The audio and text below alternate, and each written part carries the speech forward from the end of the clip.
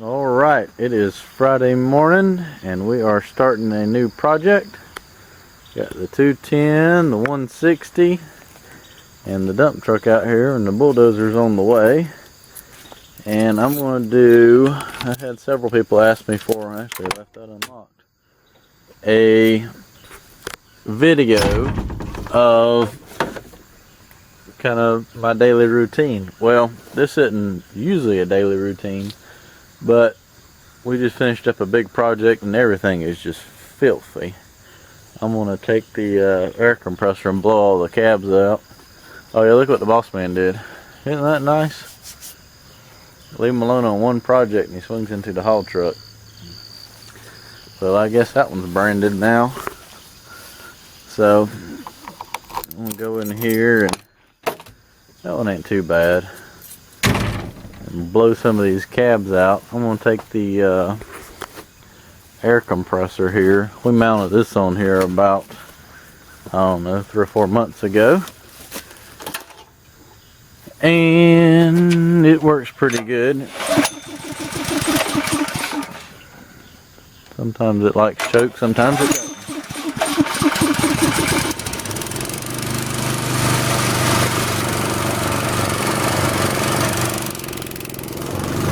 And I'm going to take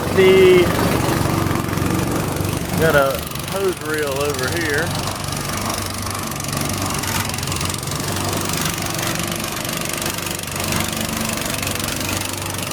Pull that out. About 50 foot on there. And I got one of those nozzles that you plug into the end here. Like so. Hold on 1 second here.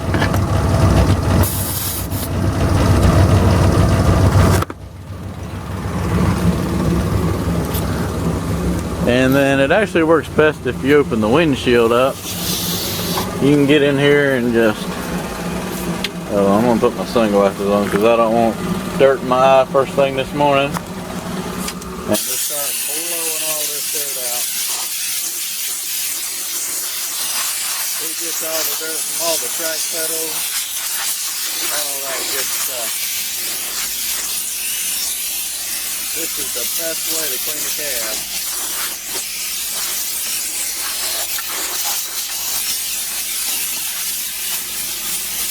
You'd be amazed at how dirty these things can get so quick. I don't care if you don't get out of the machine, but twice a day it seems like 5 pounds of dirt just in these things. So I'm going to clean these cabs out and then get the grease gun and go ahead and start greasing. Now the haul truck, it gets very dusty quick, especially if you're loading and hauling yourself. You're constantly climbing in and out of this thing, and I swear dirt just gets everywhere. And you gotta, or if you are hauling, you gotta leave the window cracked so you can hear the horn blow. So it does not take long for this thing to get dusty. And the best way to do it is open up one of these side windows so you don't die, and then just start blowing the dirt out the door. It gets a little dusty in here.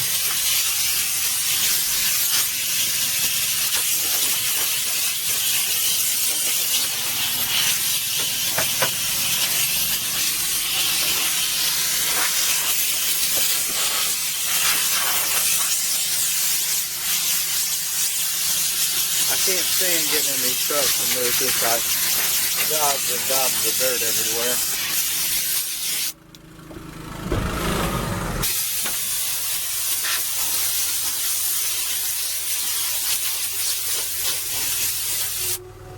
But that right there is the exhaust. That's what you're hearing. This thing sounds so bad. There's a plug in the bottom of the, I'll show you. I actually did a little light patch on it.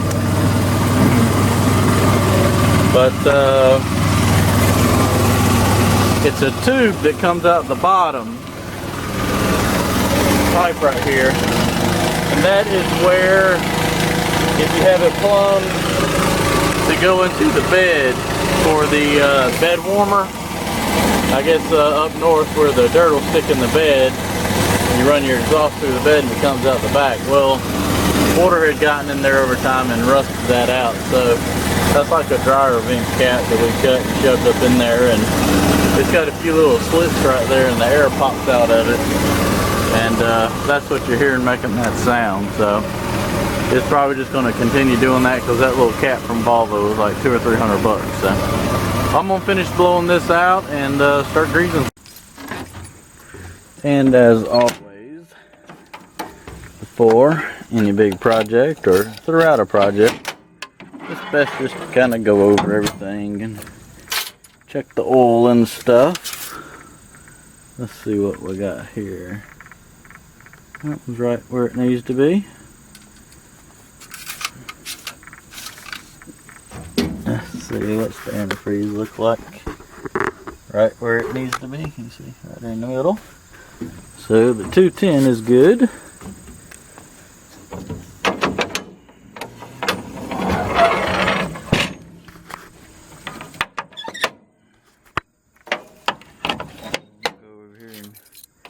Check the 160. Normally, like I say, I've run this machine for 12 years.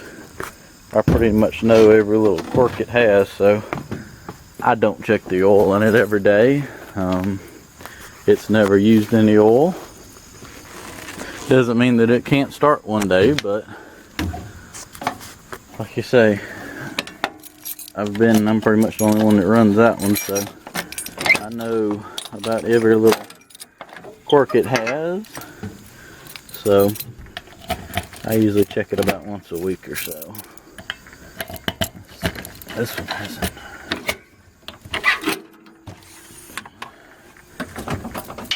Let's see what the 160 looks like. Full. She's good to go. Antifreeze, it's down there at the minimum. It'll have to be alright for today because I don't have any red on the truck. I'll bring some Monday for that. I usually like to lock everything just to keep any kids from being mischievous, getting up here dumping the sand in the oil or something. I mean, that mean they can't chop a hole through the hood, but it's makes it a little harder. Alright, let's see what the big haul truck. I need both hands for this.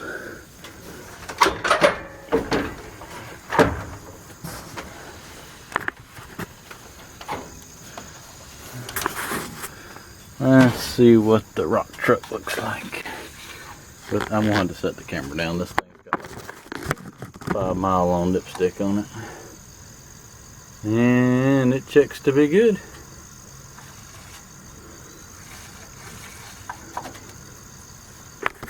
Alright.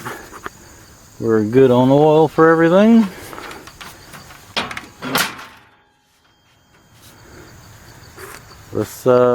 Let me curl all these booms up and start grazing. There'll be a few tubes of grease.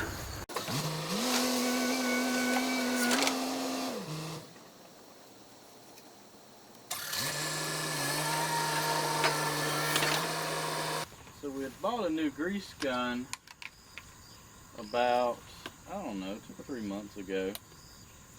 It's a DeWalt 20 volt one. And I mean, it's nice, but we've always had the Lincolns before. It was just couldn't find one at the time when I needed one. So bought the 20 volt DeWalt one here. It works good. It doesn't pump near as fast as that Lincoln would. It had a 2-speed, a high and low, and it would dump a whole tube of grease out on high in about a minute to a minute and a half. And this one takes a little longer, but I think the pressure's more on it. I wish it had a higher speed versus this little light right here. It doesn't even work anymore. But it was like $200 or $300. But definitely got to have these because we go through probably I mean, you're going to use at least a tube, 2.5 per machine, so it doesn't take long to burn through some grease around here.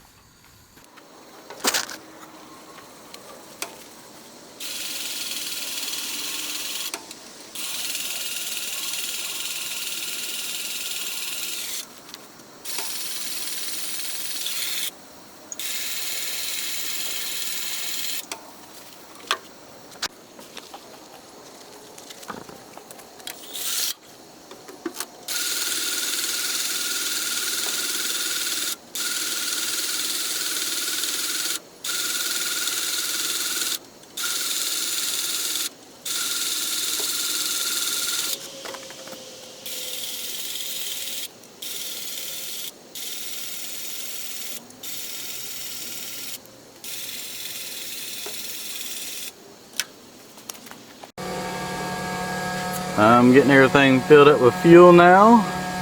Just filled up the 210. Now I'm filling up the 160. Got about a half a tank in it. And then I'm going to go down here and get started at work. So this is a typical morning of a start of a new project. Now it's taken me about an hour. We took 4 tubes of grease. I blew all the cabs out, greased everything, and filled everything up with fuel. So moving right along, just a little simple hour. Sure does make everything last a lot longer. Just kind of going over everything, checking it out, and getting it ready for the next work week.